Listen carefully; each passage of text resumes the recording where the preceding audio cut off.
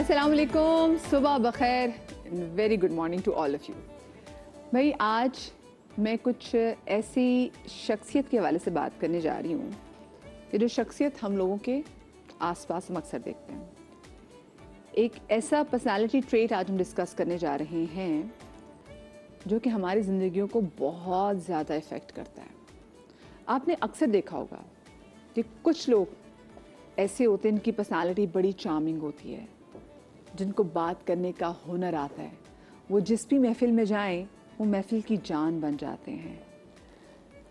हर कोई इनको अप्रिशिएट कर रहा होता है, वो लोगों के साथ बहुत अच्छा होते हैं। लेकिन अगर आप उन लोगों की एक और पर्सनालिटी का रुख देखें जो कि उनके घर में होता है, जो कि उनके अपने लोगों के साथ होता है, या फिर मैं कह दूं कि अगर हम उन लोगों से पूछें जो उस एक शख्स के साथ रहते हैं, तो वो जो शख्स के बारे में बात करते हैं उससे थोड़ी सी मुख्तलिफ करते हैं। वो लोग कहते हैं कि नहीं, ये जो शख्स है ना, ये बहुत सेल्फ सेंटर्ड है, बहुत सेल्फिश है, इसको अपनी हर बात सही लगती है।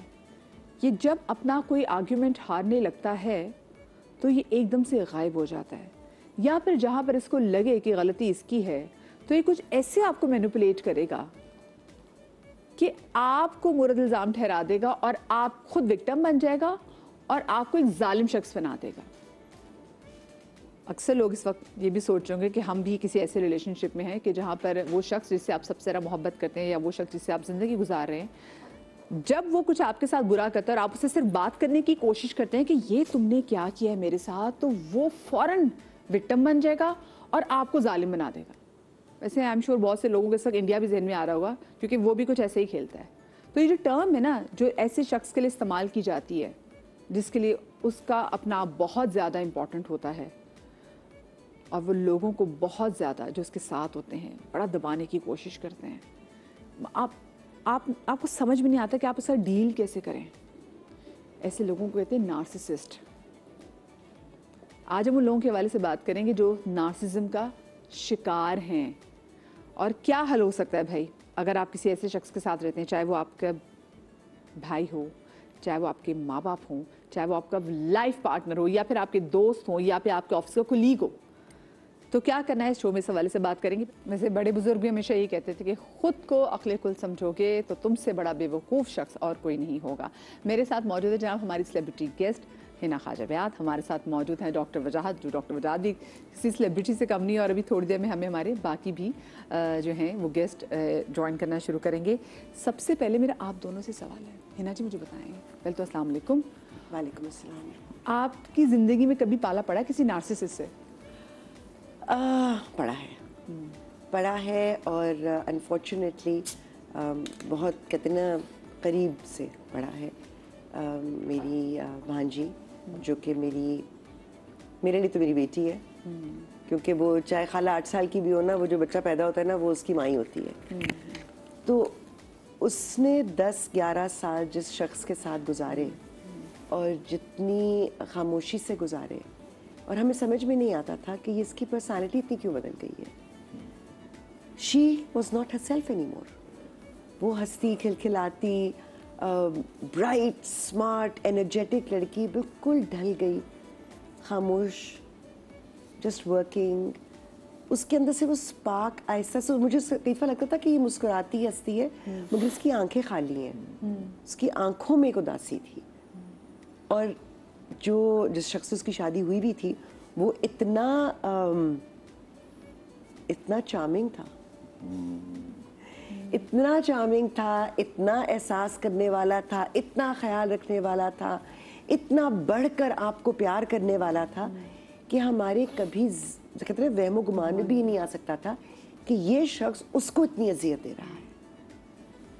पता नहीं चलता ना नार्सिसिस्ट को नहीं पता की तरह पता नहीं चलता, नहीं पता चलता, क्योंकि वो दुनिया के लिए एक और चेहरा होता है और वो उस इंसान के लिए या उन लोगों के लिए जो उसके बहुत करीब होते हैं एक और चेहरा होता है, एक और पर्सनालिटी होती है। वो खुद पसंदी आप कह लें, खुद परस्ती कह लें, इट्स एक्चुअली खुद परस्ती, बिल्कुल। हाँ, अपने आप को इतना ज़्यादा कई दफ़ा तो मुझे लगता है कि वो शायद अपनी कोई लेटेंट इनसिक्योरिटीज़ होती हैं जिनके लिए कांस्टेंट वैलिडेशन चाहिए, कॉन्स्टेंटली वो एडमिरेशन चाहिए कि मुझे सब देखें। और वो जो आई फील कि वो जो एक दूसरा पहलू था ना कि जी सबके साथ बहुत अच्छा, मतलब मैं अगर खाला हूँ, मुझे छोड़ो, मेरी अम्मी के साथ इतना प्यार और मोहब्बत, क्योंकि वो एडमिरेशन चाहिए थी, वो तारीफें चाहिए थी कि भाई इससे अच्छा तो कोई है ही नहीं। ना, ये तो दामाद सबसे बेस्ट है ना। अच्छा, और वो कई दफा ये भी होता था कि मैं अपनी बहन को भी देखती थी कि वो, मैं उनको छेड़ती थी, मैंने कहा ये आप अपनी बेटी की सास क्यों बन रही हैं, क्योंकि उसने उनको ऐसा घेरा हुआ था कुछ लोग बहुत अच्छा प्ले करते कि हैं। आपको नजर नहीं आ रहा था कि एक्चुअली असल में इंसान क्या है। So it's painful, it's hard, और जैसे मैंने उसका बहुत करीब से देख लिया। अब ये है कि वो उस चीज़ से बाहर आ चुकी है, eventually they had to part ways, लेकिन वो जो ट्रॉमा है वो आपके साथ रहता है।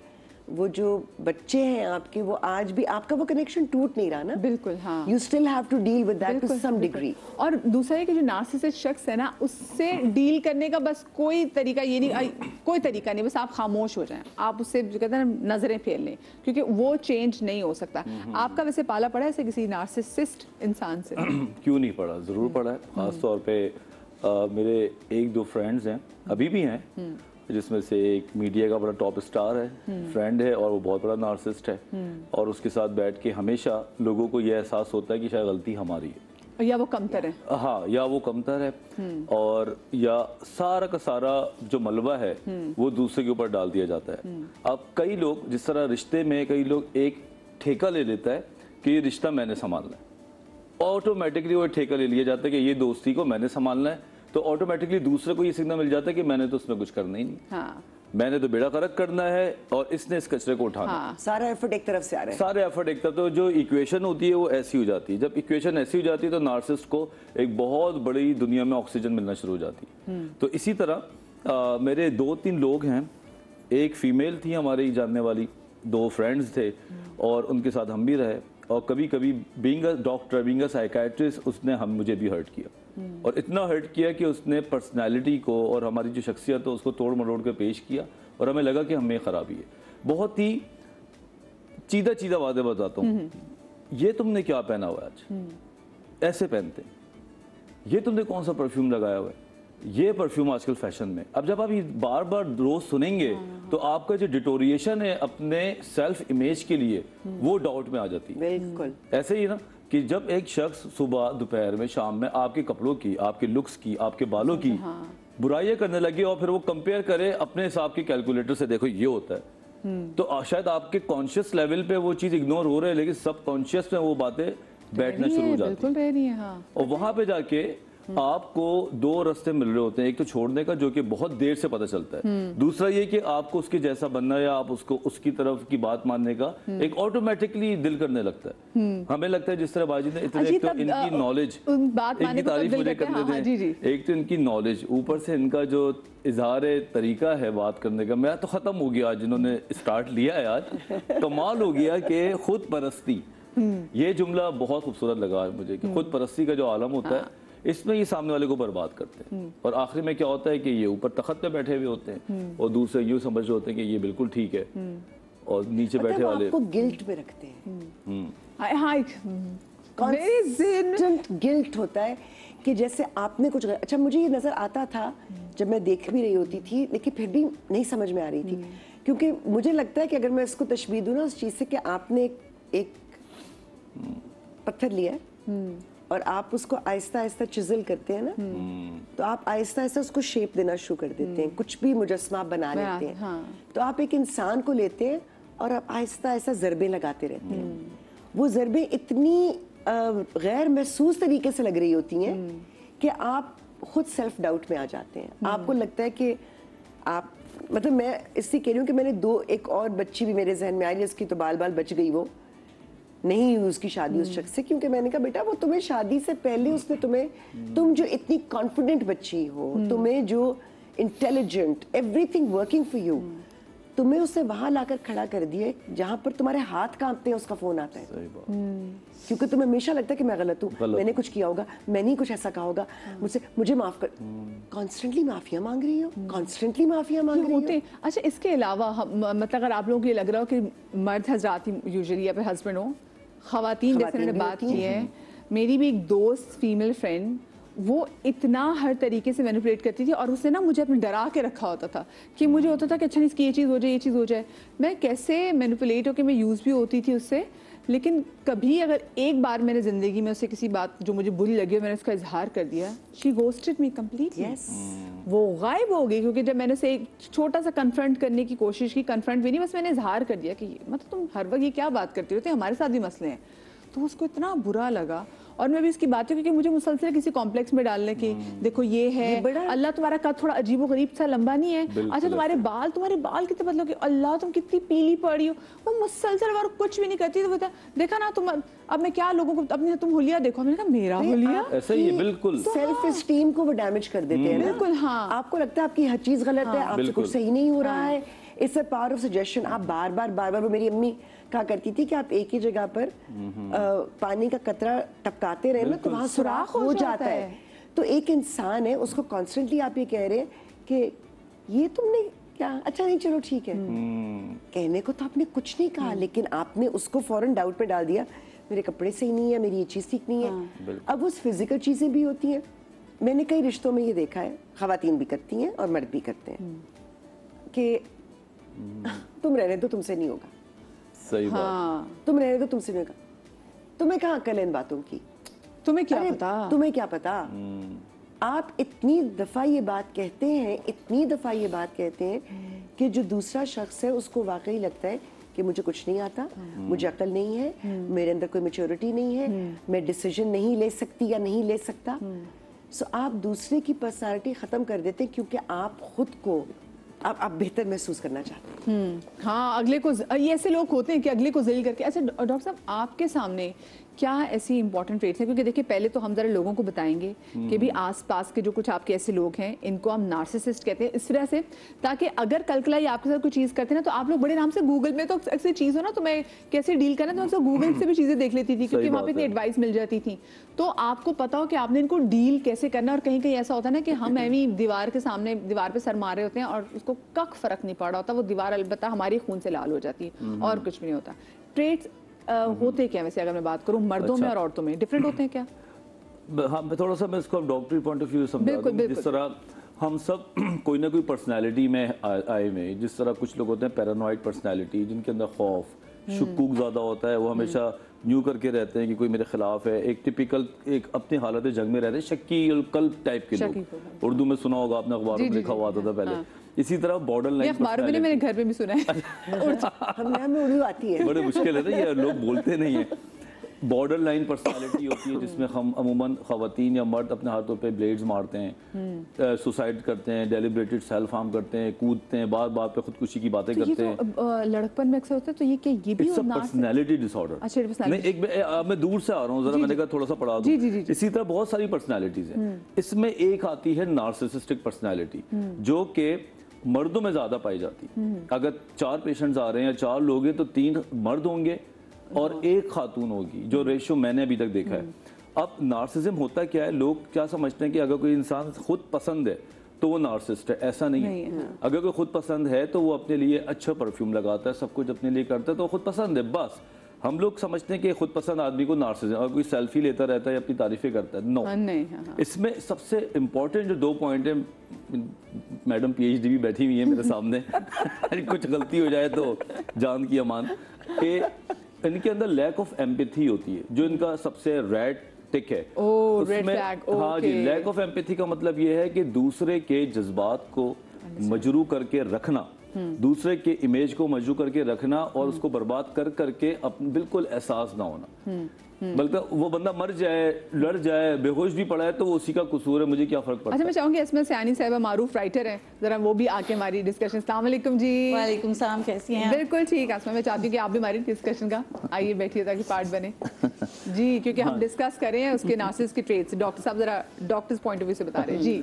तो इसमें लैक ऑफ एम्पैथी होती है कि कोई फर्क नहीं पड़ता उसको, कोई रो रहा है, कोई मर गया है, कोई सुसाइड कर रहा है, कोई बीमार पड़ा हुआ है कि तब मेरा क्या कसूर, ये खुद ही ऐसा है। एम्पैथी होती है ना, चलो यार आदमी अब फील करता है कि यार काश मैं इसकी जगह होता तो मैं क्या फील कर रहा था, नहीं यार मुझे ऐसा नहीं करना चाहिए। साहब ये वाकई मैंने देखा अक्सर जगहों पे, मतलब हम कोई बंदा गैर भी रो रहा हो, आप उसको नहीं भी जानते तो चले जाते हैं चुप कराने के लिए, लेकिन कहीं कहीं आपके बहुत प्यारे लोग, आपकी उनसे कोई लड़ाई होती है, कोई ऐसी बात होती है और आप उनके सामने रो रहे हैं, घुट घुट के रो रहे हैं और अगला बंदा कहते हैं मुंह मोड़ के सो जाता है या वो आपको इग्नोर कर दे, तो ये वो नार्सिसिस्ट ये है वो पहला रेड फ्लैग कि खुद पसंदी में नार्सिसिज्म नहीं आता, वो तो एक टिक है। लेकिन अगर लैक ऑफ एम्पैथी है, अगर आपको लगता है 2-3 महीने तक आप ऐसे बंदे के साथ रह रहे हैं जिसको आपके रवैयों से फर्क नहीं पड़ रहा, अच्छा उसकी क्या फीलिंग होती है नार्सिसिस्ट की, उसका क्या रोता रहे, रोती जो हाँ, वो किसी भी तौर पे कसूरवार नहीं मानता ना अपने आप को। हर आदमी का एक फंडामेंटल होता है, उसका ये होता है कि मेरे क्या कसूर, ये खुद ही ऐसा है, मेरा क्या कसूर, ये खुद ही ऐसी है। जब आपकी नियत ही यही है कि सारी गलती सामने वाले की, तो नींद तो तुझे आ जानी है ना। सामने वाला रो रो के मर जाए लेकिन मेरा कोई कसूर नहीं है अगर,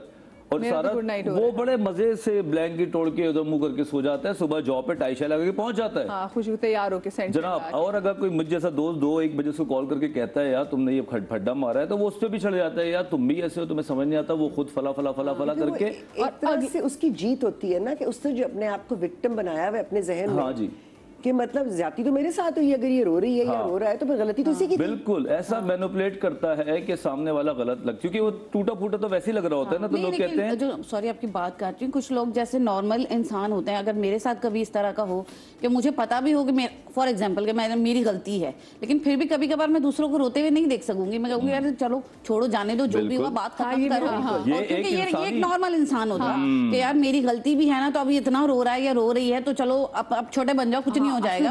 एम्पैथाइज ना, जब आप एम्पैथाइज करते हैं तो एम्पैथी नहीं है ना नार्सिसिस्ट। ये तो वही वाला बंदा है ना जिसको एम्पैथी फील होती है कि कई, बहुत अच्छी बात उन्होंने बोली, कई बार हमें अपनी गलती नहीं होती लेकिन सामने वाला इतना बेचारा लगता है, हम कहते हैं चल यार छड़े यार इधर आके बैठ जाए। अच्छा मैं टीम जरा आप ना अगर कोशिश करें वो क्लिप जरा निकाल सके, क्योंकि जब ब्रेक पे जाएंगे, ब्रेक से वापस आएंगे तो हम चलाएंगे वो बच्चों की बर्थडे पार्टी में एक बच्ची किसी दूसरे बच्चे की बर्थडे की जो वो सारी कैंडल्स को बुझा देती है, और बच्चों को इतना शौक होता है ना हमारी सालगिरह पे कैंडल्स बुझा रही है तो हम बुझाएंगे, तो वो बड़े आराम से को बुझा देती है, वो जिसकी सालगिरह वो रो रही है, दूसरी बच्ची आराम से जिसने बुझा दी खड़ी है। अगर प्लीज वो क्लिप मिले, वो बहुत सबने देखा होगा, तो वो कोशिश करें ताकि हम आपको सिर्फ दिखा सकें बच्चों में भी। अच्छा जी, अच्छा अब दूसरे पे जल्दी से मैं आ जाता हूँ। दूसरा ये जो सेकंड नंबर है कि जब हम महफिल में बैठे हुए हैं और अगर मैं नार्सिसिस्ट हूँ और मुझे लगता है कि कहीं ना कहीं मदिया की तारीफ होना शुरू हो गई है या सारे कैमरे इस पे फिट हो गए, लोग इसकी बात कर रहे हैं, तो इसको एंजाइटी होने लगती है, और वो एंजाइटी उस लेवल की होती है जहाँ पे उसको बेचैनी से सामने वाले में जेलसी आती है, और वो ये प्लान करना शुरू हो जाता है कि मैं क्या बम फोड़ूं यहाँ पे कि लोग सारे मेरी तरफ मुतवज्जो हो जाएं।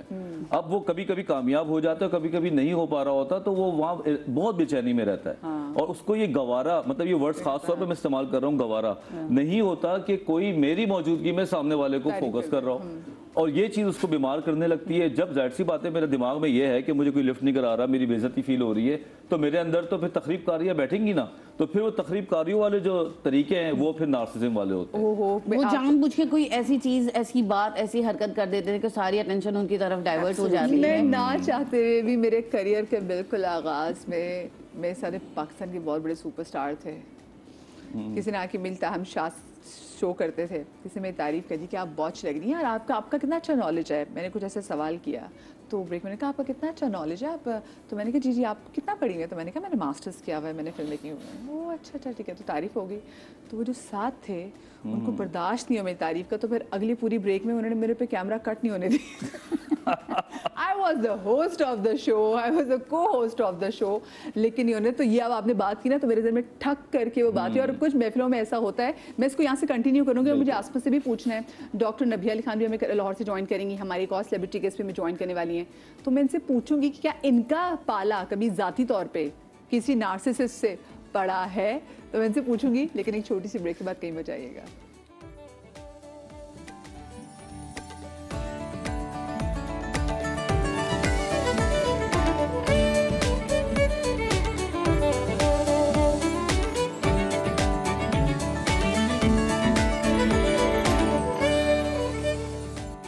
Welcome back after the break. भाई आप लोगों को पता है कि आप लोगों के आसपास बड़े नार्सिसिस्ट लोग मौजूद हैं, उनके जो कुछ ट्रेट्स हैं, उनकी पर्सनालिटी कैसी होती है, हम ये अपने शो में बयान कर रहे हैं। और आप कहेंगे ये अंग्रेज़ी की टर्म आ गई तो शायद नए किस्म के लोगों की, नहीं भाई, हम अज़ल से अबद तक ऐसे लोगों को देख रहे हैं।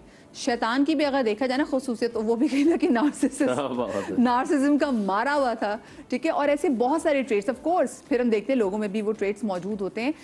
डील कैसे करना है, क्योंकि देखिए फ़र्ज़ करें मैं शो में किसी ऐसे गेस्ट से मिलती हूँ, ठीक है, जो बड़ा नार्सिसिस्ट किस्म का, तो चलो वो 2 घंटे मैंने काटे और उसके बाद वो अपने घर में अपने घर, ऑफिस में आई, चलो 8 घंटे मैंने काटे ऐसे कुलीग के साथ, वो अपने घर में अपने घर। लेकिन अगर मैं किसी ऐसे शख्स के साथ रह रही हूँ जो नार्सिसिस्ट है, तो फिर मेरा गुजारा जो है वो सोचें वो मेरी लाइफ कितनी मिजरेबल हो जाएगी। अब ब्रेक के बाद हमें मतीरा ने ज्वाइन किया है, हमें हिना रिजवी ने ज्वाइन किया है और हमें लाहौर से ज्वाइन किया है डॉक्टर नबिया अली ख़ान ने। और ब्रेक पर जाने से पहले मैंने सवाल छोड़ा था कि जो मैंने पहले हिना जी से भी किया, डॉक्टर वजाहत से भी किया, इन ख़वातीन के लिए कि क्या इनकी ज़िंदगी में इनका पाला किसी नार्सिसिस्ट से पड़ा है। आसमा जी बताएं। हाँ, पढ़ा है, प्रोफेशनली पढ़ा है। When I was very young, और जब मैं पढ़ाई करके मास्टर्स करके अभी मैं फील्ड में आई ही थी, तो I started working English to Urdu translator in radio Pakistan. तो वो जो अंकल थे वहाँ पे, एक बड़ी उम्र के अंकल थे, वो खिचड़ी से बालों वाले, और वो बड़े इनसिक्योर हो गए, हालांकि उनकी गवर्नमेंट जॉब थी और मैं तो कॉन्ट्रैक्ट बेस पे गई थी। तो वो हाथ से लिख रहे होते थे और उनके हाथ कांप रहे होते थे, तो उन्होंने पहले से रिप्लेसमेंट ढूंढने शुरू कर दिए थे सारे कुछ। तो उन्होंने कहा ये कल की आई लड़की, इसको कहाँ उर्दू पता होगी, ये कैसे कर सकती है, इसे तो कुछ आता ही नहीं होगा। एंड देन 1-2 दफ़ा मुझे कहा गया कि आप उनसे करेक्शन करवा लें, उनको चेक करवा लें और फिर आप आगे भेजें। तो मैं जो लिखती थी वो उसमें जो करेक्शन करते थे और जब आगे भेजते थे तो वही मिस्टेक्स आती थी। 1 दफ़ा हुआ, 2 दफ़ा हुआ, तीसरी बार मैंने उनको चेक कराना छोड़ दिया, मैं डायरेक्ट पहुंचे। तो थोड़ी सी उसके बाद मेरी चीज़ डायरेक्ट जानी शुरू हो गई। Then I came to know कि यार ये मेरे साथ जानबूझ के कर रहे हैं, और वो दूसरों के सामने तो सीनियर हैं और बड़े पोलाइट हैं, लेकिन वो प्रोफेशनली इस चीज़ को मेरे साथ निकाल रहे हैं। और फिर मैंने उनको साइड में करना शुरू कर दिया। तो वो अपेरेंटली तो वो कहते हैं कि आई एम योर सीनियर, आपको जो पूछना हो मुझसे पूछ लें, कोई मसला नहीं है, सारा कुछ है, सब उनकी बड़ी रेस्पेक्ट कर रहे हैं, बड़ा उनका नाम है। लेकिन जब आप जा रहे हैं तो आपके साथ, और अब नए नए होते हैं तो आपको समझ भी नहीं आ रही होती कि डील कैसे करना है, इतनी बड़ी उम्र के हैं, किसी से कंप्लेन करें, क्या करें, नहीं समझ आ रही होती है। लेकिन लेटर ऑन भी प्रोफेशनल फील्ड में भी सब जगह पे आपको फिर समझ आ जाती है कि ऐसे लोगों से आप बहस नहीं कर सकते, आप कुछ नहीं कर सकते, आप उनको छोड़ के खामोशी से आगे बढ़ सकते हैं, आप अपना काम कर सकते हैं। नार्सिसिस्ट से कभी भी आप उलझेंगे तो आप अपना नुकसान करेंगे, उनका नुकसान नहीं होगा। बिल्कुल, और उसको तो मजे आते हैं भी आपकी सारा कॉन्फिडेंस लेवल का ना शेक तो करने वो में। शायद उनका वो इतने, मैं वर्ड यूज करूंगी, बेहिस होते हैं।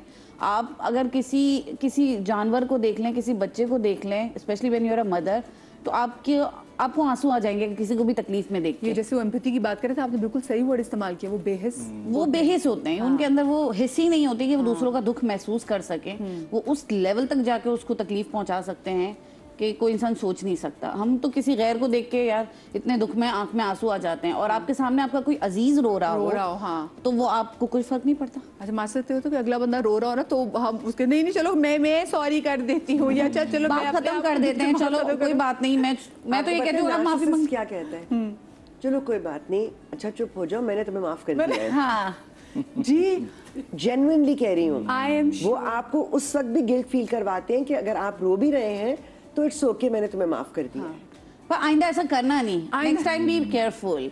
देखो मैं बार बार तो नहीं कर सकता ना, मैं भी इंसान हूँ, मेरा भी वो हो जाता है, पर इट्स ओके, हमें चलाना तो है, कर लेते हैं, लेकिन next time you have to be very careful. देखो इस तरह मुझे दोबारा से ट्रिगर मत करना, तुम्हारी वजह से ये होता है, मैं खुद से नहीं करता। जैसे अगले बंदे ने आपको मारा है, ठीक है, और उसके बाद आपसे कुछ कहते हो, तुमने मुझे प्रोवोक किया था, फिर खुद माफी, this is all because of you, गलती तुम्हारी है, तो ये नौबत आई है। तो नेक्स्ट टाइम अगर तुम चाह रहे हो या चाह रही हो कि ये ना हो, तो तुम्हें अपने आप पे काम करना पड़ेगा। नतीरा आपका पाला पड़ा किसी नार्सिसिस्ट से? आई थिंक नार्सिसिज्म, मेरे टेक थोड़ा सा अलग होता है। आई थिंक आज का के जो माहौल में हम रह रहे हैं, everyone's a narcissist in their own way. There are some people जिनको पता होता है उनके ट्रिगर्स क्या है, द राइट एंड रॉन्ग। जैसे कुछ लोग होता है, लोगों को पता होता है कि मैं गलत कर रहा हूँ, और कुछ लोग बोलते हैं मैं गलत कर रहा हूँ, मुझे ये नहीं करना चाहिए, so they move back. So we do have an empath and a narcissism. A sociopath does not have an empath thing in the brain. जो उन्होंने बोला था that अगर वो किसी को रोते हुए देखेगा, उसको फील नहीं होगा, लेकिन वो मिमिक करेगा उस इमोशन को। वो he will just be trying to mimic it कि अगर कोई रो रहा है तो किस तरह रो रहा है, लेकिन he will not be crying. और इस the people जो इस तरह होते हैं, they're mainly serial killers because उनको ये चीज़ें नहीं होती. पर narcissism क्योंकि we're in such a fast age और लेकिन आप में मतीरा आपका पाला पड़ा किसी ऐसे शख्स से मुलाकात हुई या किसी खातून से मुलाकात हुई जो Yeah, नार्सिसिस्ट I हो? think पाला तो it's like an everyday thing, and I'll also be very honest, I'm also a narcissist थोड़ा.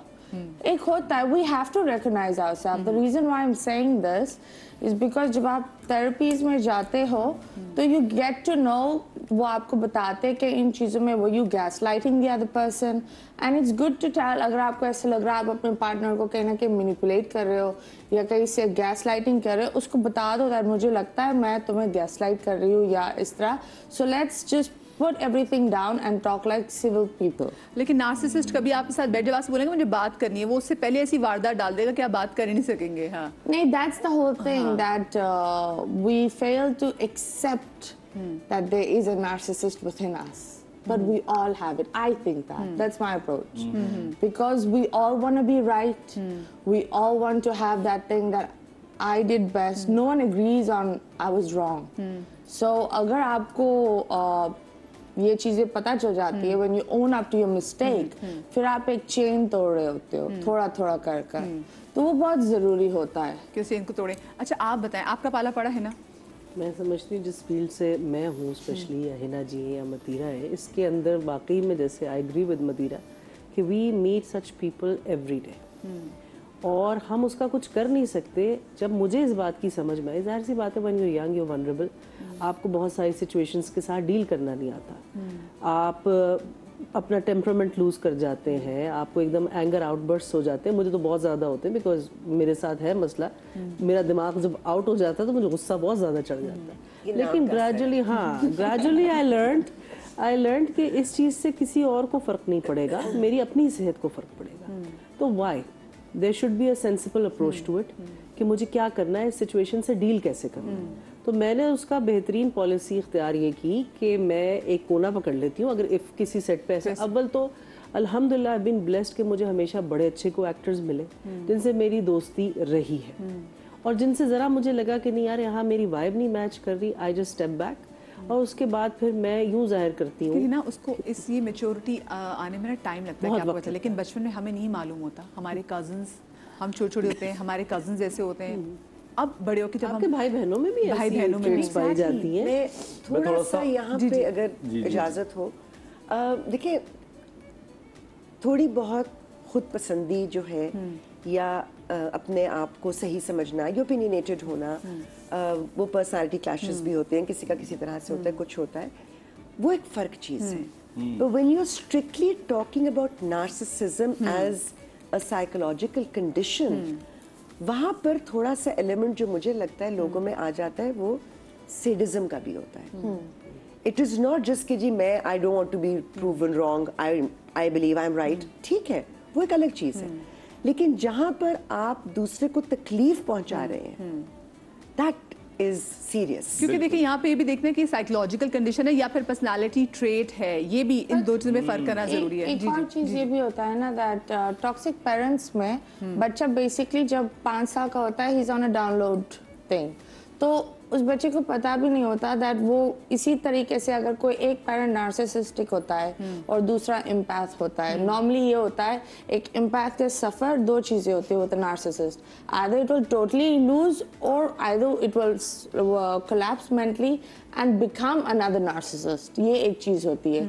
तो बच्चों में ये भी एक ट्रेट होती है that as they see their parents, they start downloading the exact thing, and then you realize that your kid is getting those same traits, और उसको पता भी नहीं है that these traits are in him. But unfortunately, जो आप लोग partners होते हो, आप लोग जिस तरह बच्चे के सामने behave करते हो, वो चीज़ें उसके इनबिल्ट में आ जाती है. So it's pretty bad on that. That's why I said that everyone needs to know their triggers, and we all need to know क्या सही है क्या गलत है. सही. अच्छा नबिहा आप बताएं, आपका वैसे पाला पड़ा?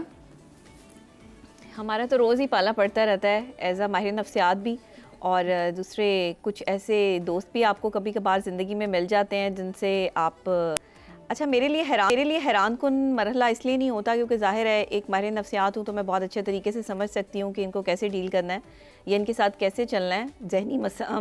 जो जहनी मसाइल हैं वो हर जगह पर हैं और ये प्रॉब्लम ये है कि हम अपने माशरे में जहनी मसाइल पे गुफ्तगू नहीं करते और अगर करते हैं तो इतनी मुख्तसर करते हैं या फिर स्पेसिफ़िक चंद लोगों को जो है वो डिस्क्राइब करते हैं जिसकी वजह से हम माशरे में सही तरीके से ये बता नहीं सक रहे कि ये जहनी बीमारियां जो हैं वो किस कदर फैलती जा रही हैं। देखें, ये मैं आज आपको थोड़ा सा इसे आसान कर देती हूँ कि ये नार्सिसिस्टिक पर्सनैलिटी जो होती है वो होती क्या है, ये लोग कौन है। ये बेसिकली अपनी ही मोहब्बत में असीर हैं। मैंने आपको बहुत छोटा करके बता दिया है। आप इसको जो है वो जिस तरह मर्जी डिस्क्राइब कर लें, ये खुद पसंद हैं, खुद परस्त हैं। मैंने आपको एक छोटी सी जो है वो रेमेडी दे दी है, बात बता दी है कि ये अपनी ही मोहब्बत में असीर हैं। आप इनका कुछ नहीं कर सकते। जिसे अपनी ज़ात से इस हद तक मोहब्बत हो कि वो खुद परस्त हो जाए। खुद पसंदी तो एक अच्छी चीज़ है ना, आप अपने आप को पसंद करते हैं, अपने आप को जो है वो सजाते हैं, संवारते हैं, दूसरे के सामने अच्छे तरीके से प्रेजेंट करते हैं। ये कोई मुश्किल काम नहीं और ये कोई जहनी बीमारी नहीं, लेकिन खुद परस्त होना बड़ा ख़तरनाक है क्योंकि ये खुद परस्त आदमी जो है ना, ये पल में तोला पल में माशा वाली इसकी जो है वो कंडीशन होती है। ये अभी बहुत अच्छा है तो अभी बहुत बुरा तो मैं इसके लिए अल्फाज इस्तेमाल नहीं करूँगी या ये लफ्ज़ इस्तेमाल नहीं करूँगी। एकदम बहुत अच्छा और एकदम बिल्कुल जानवर, यानी कि वो स्टेज पे पहुंच जाते हैं कि जहां पर आप सोच भी नहीं सकते कि एक शख्स जो है वो आपसे ऐसा बिहेवियर रख सकता है। दूसरे, जब आप किसी महफिल में बैठे होंगे तो अगर ये आपके साथ बैठे होंगे खुद पसंद खुद परस्त लोग, तो ये क्या करेंगे, ये अपने आप को जो है वो वैल्यू करेंगे, आपकी पर्सनालिटी को डिग्रेड करेंगे और ऐसे अल्फाज इस्तेमाल करेंगे कि आप ये सोचने पे मजबूर हो जाएंगे कि हमने इनसे दोस्ती क्यों की या हमने इनसे ताल्लुक़ रखा ही क्यों या ये हमारे रिश्ते में ही क्यों है। दूसरी ख़ास बात, बढ़ा चढ़ाकर अपनी छोटी छोटी बातों को पेश करेंगे, अपने ख़ानदान का बहुत बड़ा तारुफ देंगे, चाहे इनके ख़ानदान का इतना बड़ा तारुफ ना भी हो। अपनी पर्सनैलिटी के वो वाले पहलू सामने रखेंगे जो इनको खुद पसंद होंगे। हाँ, जो इनको खुद पसंद होंगे। ख़ानदान की बातें बहुत करते हैं ये नार्सिसिस्टिक। कह रही हूँ कि आप बता रही है ना, आप जैसे जैसे बता रही है ना, तो जैसे डॉक्टर वजाहत भी बता रहे थे, तो जैसे जैसे बता रहे तो मेरे ज़हन में शक्लें आ रही हैं उन लोगों की। हाँ बिल्कुल, कंटिन्यू कीजिए। अच्छा, जब आप इनके मुताबिक नहीं ना चलते तो ये आपको गुस्सा दिलाते हैं। इनका एक बहुत बड़ा मैं आपको एलिमेंट बता रही हूँ, ये नार्सिसिस्टिक पर्सनालिटीज़ जो हैं ये आपको गुस्सा दिलाती हैं। इस लेवल पे गुस्सा दिलाएंगे कि फिर आपको लोगों के सामने बेइज्जत करेंगे कि देखो ये बदतमीज़ी करती है या ये बदतमीज़ी करता है, मैंने तो कुछ किया ही नहीं है। आप इसकी लैंग्वेज देखें कि इसने जो है वो क्या किया है। हर जगह आपको कसूरवार ठहराने के लिए इनके पास सबूत होते हैं। याद रखिएगा, ये सबूत अपने पास जो है वो रखते हैं। इनके बारे में मैं एक शेर कहती हूँ कि मेरा खलूस तेरा हौसला बढ़ाता रहा, मेरा खलूस तेरा हौसला बढ़ाता रहा, मैं ज़ख्म गिनता रहा और तू लगाता रहा। सबब बना हूँ मैं इस शख्स की खुशी का, सबब बना हूँ मैं उस शख्स की खुशी का जो देर तक मेरे रोने पे मुस्कुराता रहा। ये बड़े ख़तरनाक लोग होते हैं। आपके रोने को ये अपनी जो है वो फ़न क्रिएट हो रहा होता है इनकी ज़िंदगी में। ये अंदर से खुश हो रहे होते हैं कि एक बंदा हमारे आगे गिड़गिड़ा रहा है और हमारी पर्सनैलिटी इतनी जो है वो अपग्रेड है कि ये बंदे की जो है वो रोना मेरे आगे कोई मायने नहीं रखता। अच्छा, एक और चीज़ है, नार्सिसिज्म में बहुत सारी ऐसी चीज़ें हैं। जी, आप कुछ कह रही थी? इनकी ईगो बड़ी खुश हो रही थी ना जब आपको, जी जब आपको वल्नरेबल देखते हैं। Exactly. जरा कॉलर मौजूद है। हाँ जी, मैं कॉलर मौजूद है। मैं जरा शुमाइला काफ़ी देर से उनको भी ऐड कर लूँ गुजरावाला से। अस्सलाम वालेकुम शुमाइला। वालेकुम सलाम मदिया, कैसी हैं आप? बिल्कुल ठीक, आप ठीक हैं? हाँ जी, शुक्र अल्हम्दुलिल्लाह। आपके सारे मेहमानों को अस्सलाम वालेकुम। आपका पाला पड़ा है जी शुमाइला जी किसी नार्सिसिस्ट से? कुछ ज़हन में आ रहा है? तकरीबन खानदान में ही ऐसे है। वो कहते हैं जी हमने ये काम किया है, ये आपको नहीं अच्छा लग रहा, आपने ये सूट पहना हुआ है, आपको ये अच्छा नहीं लग रहा, आप ये काम कर रहे हैं, आपको नहीं ये अच्छा लग रहा। आगे उनके बच्चे भी ऐसे ही हैं, मेरे बच्चों को ऐसे करते हैं कि आपके बच्चों ने ये किया है, आपके बच्चे ऐसे हैं, आपके बच्चे ऐसे हैं। मेरे बच्चे भी चुप कर जाते हैं, मैं खुद भी चुप कर जाती हूँ क्योंकि मेरी आदत नहीं है आगे किसी को ना जवाब देने की। तो अच्छा, वैसे तो बड़े बुजुर्ग कहते थे एक चुप 100 सुख, और शायद नार्सिसिस्ट के साथ अगर आप रह रहे हो तो तब भी कहते हैं एक चुप 100 सुख आपके मेंटल पीस के लिए। आपने बस ये चुप जो है, आपको लगा कि ये चुप बेहतर जवाब है या आपने उसको तोड़ के निकाला? नहीं, मैं कहती हूँ अगर मैं उनको कोई जवाब दूँ ना तो आगे से ना वो लड़ाई हो जाती है। हाँ, ये बात है, यानी कि उनमें सुनने का हौसला नहीं है। सुनने का हौसला नहीं है। हाँ जी, मुझे कह देते हैं कि आपको ये चीज अच्छी नहीं लग रही, अब आपको ये चीज अच्छी नहीं लग रही। अगर मैं कहूँ ना आपको ये चीज अच्छी नहीं लग रही तो उनको गुस्सा चढ़ जाता है। I completely agree. ये जो कह रही हैं, ऐसे लोग नुक्ताचीन बहुत होते हैं। ये क्या पहना हुआ है, तुम्हें ये करना नहीं आता, इसको इस तरीके से करते हैं। आई थिंक नुक्ताचीनी से ज्यादा वो आपकी जो सेल्फ स्टीम होती है ना, उसको डैमेज कर रहे वही होते कर रहे होते हैं कि वो खुद को सुपीरियर समझ के कि दे नो एवरीथिंग, तो वो बता सकते हैं। और ऐसे साथ अगर आपका लाइफ पार्टनर ऐसा हो या आपके पेरेंट्स में से कोई ऐसा जिसके साथ आपको 24/7 रहना पड़े, तो कम्प्लीटली दूसरा बंदा जो होगा जिसके साथ ये हो रहा है वो डिप्रेशन में जाएगा। अच्छा डॉक्टर वजाहत, बहुत सारी हम लड़कियां देखते हैं कि वो किसी ना किसी ऐसे रिलेशनशिप में होती हैं जहाँ पे जो अगला शख्स होता है वो बहुत मीन भी होता है, वो कहीं कहीं उस पर मतलब उसको मेंटल अब्यूज़ भी करता है और उसको कहीं ना कहीं अगर मारता पीटता भी है ना, लेकिन जब वो लड़की उसको समझ आ जाती है कि नहीं मेरा इसके साथ गुजारा नहीं है और वो उसको छोड़ने की जहाँ पे कोशिश करने लगती है, तो वो फिर बंदा पाँव पड़ जाता है फौरन और वो फिर उसको फिर इमोशनली मैनिपुलेट करता है और वो लड़की फिर फंस जाती है। इस साइकिल को कैसे ब्रेक किया, जिसमें आप भी ऐड करना चाहेंगे, इस साइकिल को ब्रेक कैसे किया जाए, फिर मैं आपको बताती हूँ। देखिए, नार्सिसिस्ट के दो पहलू होते हैं काम करने के, तरीका वारदात।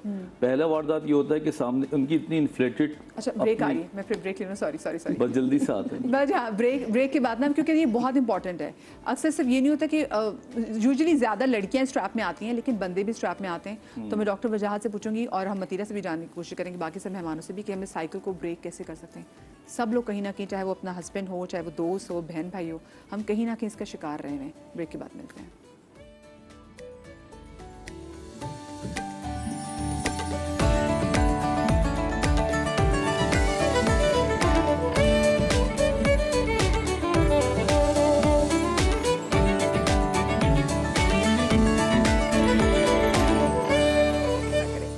सवाल मैं ये करके गई थी, अक्सर लड़कियां किसी ऐसी रिलेशनशिप में फंस जाती हैं जहाँ पे मर्द हज़ार जो हो वो नरगिसियत यानी कि नार्सिसिज्म का शिकार होते हैं और वो मारते हैं, पीते हैं, या फिर मेंटल अब्यूज़ भी। खैर उसको तो हम इतना सोचते नहीं ना जी, मेंटल अब्यूज़ क्या चीज़ होती है। जहाँ उस लड़की को समझ आती है, वो इतनी हिम्मत पकड़ती है कि मैं अब इस रिलेशनशिप से स्टेप आउट कर जाऊँ, वो उसके पाँव पकड़ लेते हैं। वो फिर उसको ऐसे मैनिपुलेट करते हैं कि वो फंस जाती है। ये सर्कल हम कैसे ब्रेक कर सकते हैं? मैंने ये बताया था कि इनकी तरीका वारदात दो होती है। नंबर एक, क्योंकि इन्फ्लेटेड होते हैं इनकी ईगो, वो पहले तो दूसरे को ज़ख्मी करते हैं ज़बान से, हर तरीके से वो उसको तोड़ मोड़ के रख देते हैं और वो जब बिल्कुल नीचे चला जाता है तो फिर उसकी सीने पे बैठ के ये इतराते हैं। ठीक, अब जब तक ये चल रहा होता है तो ये तो बड़ा इजी उनका रास्ता होता है, लेकिन कभी कभी ये होता है कि कोई वो पेशेंट या डॉक्टर के पास चला जाए या किसी गूगल शुगल कर ले और उसको लगता है कि ठीक है अब मैंने कन्फ्रंट करना है। हिम्मत कर आके अगर वो थोड़ा सा हिम्मत करके कहती है कि मैं घर छोड़ के जा रही हूँ या बस दैट्स इट, अब मैंने तुम्हारे साथ नहीं रहना, तो ये ऐसे मैजिकली चेंज होते हैं कि पैर पकड़ के इनके रवैया, जिस तरह एक डायरेक्टर कैरेक्टर बताता है ना, ये वैसे चेंज हो जाते हैं। आई लव यू से लेके ज़िंदगी देना 3-4 दिन इतने मीठे हो जाएंगे कि लड़की या लड़का खुद परेशान हो जाता है कि ये तो बिल्कुल ही अलग हो गया, जैसे मैं अपने आप को मार लूंगा।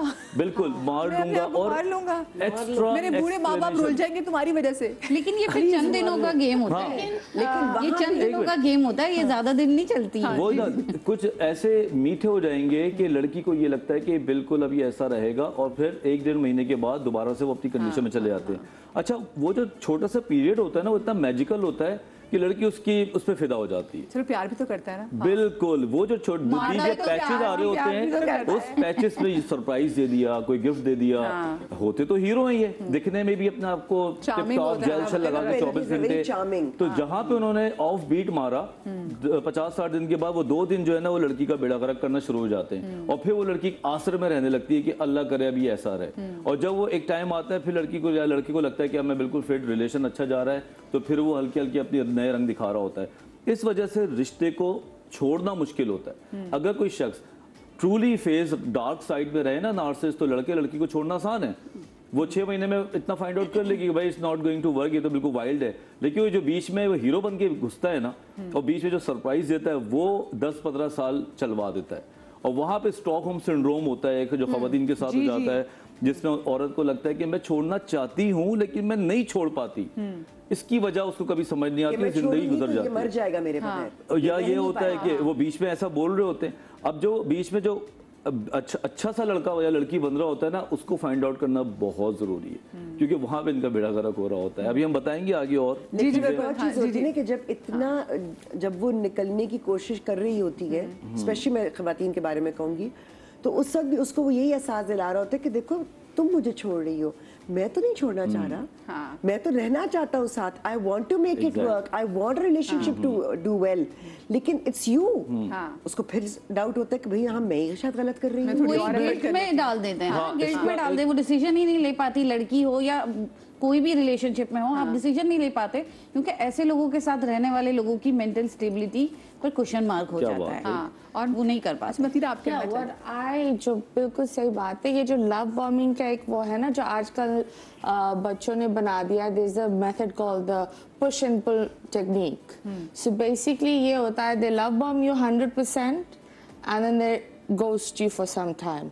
अब उस सम टाइम में नार्सिसिस्ट जो एक मेल और फीमेल होता है वो just go silent, you give you the silent thing, आपको विथड्रॉल्स उठाएगा।